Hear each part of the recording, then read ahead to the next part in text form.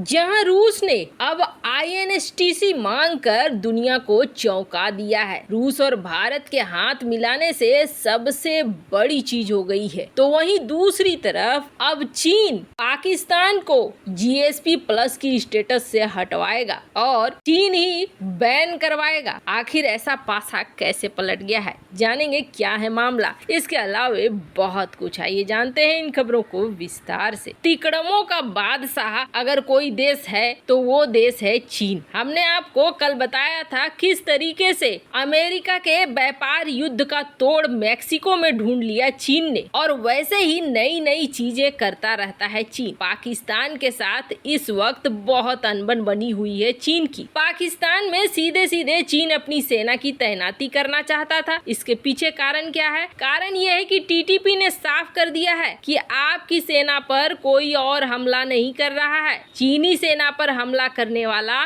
खुफिया तंत्र पाकिस्तान का ही है, और इसके लिए TTP ने ये भी समझा दिया चीन को कि आपकी सेना पर हमला इसलिए किए जा रहे हैं ताकि आप खजाना खोलो और पाकिस्तानी सेना को बोलो कि आप हमें सुरक्षा दो, बदले में वो बोलेंगे आप हमें डॉलर दो, इस डॉलर से हम अपनी भूख मिटाएंगे। चीन को अब TTP की बात बिल्कुल सही दिख रही है, क्योंकि पाकिस्तान सेना को मना कर रहा है कि नहीं, हम आपकी सेना को अपने देश के अंदर आने नहीं देंगे। बाजवा को लग रहा है कि एक तरफ से TTP अलग बात कर रहा है, टुकड़े तोड़ने की बात कर रहा है, और दूसरी तरफ से चीन अपनी सेना लेकर घुसने के चक्कर में है। पर ठहरिए, अभी चीन ने तो बहुत कुछ सोच कर रखा हुआ है। चीन ने पाकिस्तान की कब्र खोदनी शुरू कर दी है, और जैसा कि आपको पता है इस वक्त एड़ी चोटी का दम लगा रहा है पाकिस्तान। यहाँ तक कि बाजवा सीधे पहुंच गया चुपके चुपके फ्रांस पहुंचा है। क्यों पहुंचा है? फ्रांस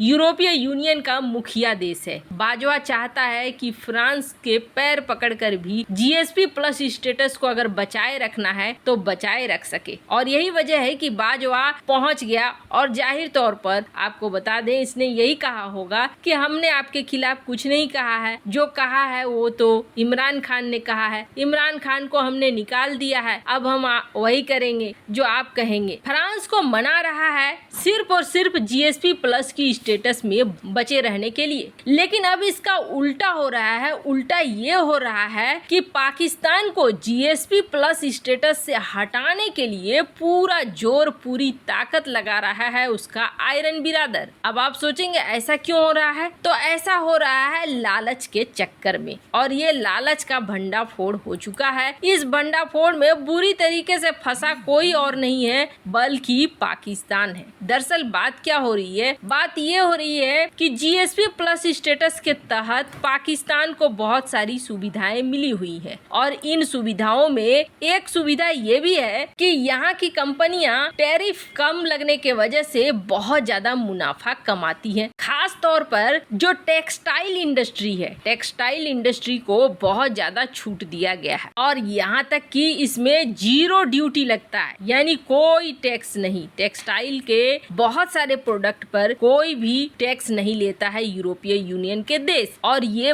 बहुत ज्यादा फायदा पहुंचाता है। ये GSP+ की स्टेटस 1971 में मिली थी, और जाहिर तौर पर ये 1971 में अमेरिका के वजह से यूरोपीय यूनियन ने दिया था, जो 2023 में खत्म होने वाला है। और इसे बनाए रखने के लिए पूरी मेहनत, पूरी जी तोड़ कोशिश कर रहा है पाकिस्तान। लेकिन इसी जगह पे प्रॉब्लम आ गई। जब बाजवा चीन पहुंचा था तब उसके पास कई तरह की शर्तें रखी गई थी। एक तो सेना की एंट्री की शर्त रखी थी चीन ने, वहीं दूसरी शर्त रखी थी कि हम आपके देश में टेक्सटाइल यूनिट्स खड़ा करेंगे, यानी फैक्ट्रियां खड़ा करेंगे, और आपके जो पहले से कंपनी है उसमें भी हम कुछ न कुछ पार्टनरशिप लेंगे। अब चीन ऐसा क्यों करना चाहता है? साधारण सी बात है। चीन का ये कहना है कि जो GSP+ का स्टेटस और जो फायदा तुम्हें मिलता है हमें मिल जाएगा, इनडायरेक्ट तौर पर ही सही, लेकिन हमें फायदा पहुंचता रहेगा। चीन ने सोचा तो ये बहुत अच्छा, लेकिन इसकी भनक लग गई है यूरोपीय यूनियन को। अब यूरोपीय यूनियन ने ये कहा है कि ठीक है, GSP+ स्टेटस की बात आप कह रहे हो एक्सटेंड करने की, तो एक तो मानव अधिकार का मुद्दा है, और दूसरा हम जाकर देखना चाहते हैं आपके देश में कि आपकी कंपनियां कैसे काम करती है और आपके कंपनी के पार्टनर्स कौन कौन है, और यहीं से से समस्या खड़ी हो गई है। जैसे ही ये इन्वेस्टिगेशन होना शुरू हो चुका है, वैसे ही अब ये बिल्कुल तय हो गया है कि GSP+ की स्टेटस से बाहर होगा पाकिस्तान। हालांकि कई और रीजन भी हैं, लेकिन अब चीन की एंट्री एक बहुत बड़ा रीजन बन चुका है, क्योंकि यूरोप और अमेरिका दोनों ये मानते हैं कि रूस और चीन दोनों बहुत बड़े दुश्मन हैं। खैर, जहां आयरन बिरादर अपने आयरन बिरादर को डुबोने के लिए तैयार खड़ा है, तो वहीं दूसरी तरफ पुतिन के इस मीटिंग ने बहुत बड़ा हंगामा खड़ा कर दिया है। पुतिन की ये मीटिंग हुई किसके साथ थी? तो सबसे बड़ी बात है कि पुतिन ने सेंट्रल एशिया के देशों को, तजाकिस्तान वगैरह, ये जो देख रहे हैं आप सेंट्रल एशिया के देश, इनके साथ बैठक की। इनके साथ बराबर पुतिन की या फिर रूस की बैठक होती रहती है, लेकिन इस बार ये बैठक बेहद महत्वपूर्ण होगी। ऐसी हो गई जिसे सोचा नहीं गया था, जिसकी कल्पना नहीं की गई। अभी हाल ही में आपने सुना होगा कि ईरान भारत का दरवाजा खोल रहा है रूस के लिए, और रूस का दरवाजा खोल रहा है भारत के लिए। हुआ ये था कि पहली बार ईरान ने एक नए रूट को फॉलो किया, नए रास्ते को फॉलो किया, और इसके जरिए रूस का माल भारत भेजा था। ये सफलतापूर्वक किया गया, और इसके करने से क्या हुआ कि जो माल ढुलाई होती है, उस ढुलाई में 30% की बचत हुई। भारत से रूस जाना और रूस से भारत आना, ये एक बहुत घुमा हुआ रास्ता है। अगर रूस और भारत को आप देखेंगे तो भारत तक पहुंचने के लिए बड़ा लंबा रास्ता तय करना पड़ता है, जो जेनरिक रास्ता है, जहां से पहले रूस भेजता है और भारत को भी कुछ भेजना है तो बहुत लंबा रास्ता तय करना पड़ता है, स्वेज कनाल वगैरह, बहुत लंबा। पर ईरान के रास्ते भारत माल आना और भारत से रूस को जाना, ये बहुत ज्यादा आसान हो जाता है। और ये हुआ कैसे? तो आपको बता दें, दरअसल ईरान, भारत और पहले अजरबैजान भी शामिल था, लेकिन अजरबैजान की हरकतों को देखकर उसे बाहर करके अर्मेनिया को लाया गया। अर्मेनिया,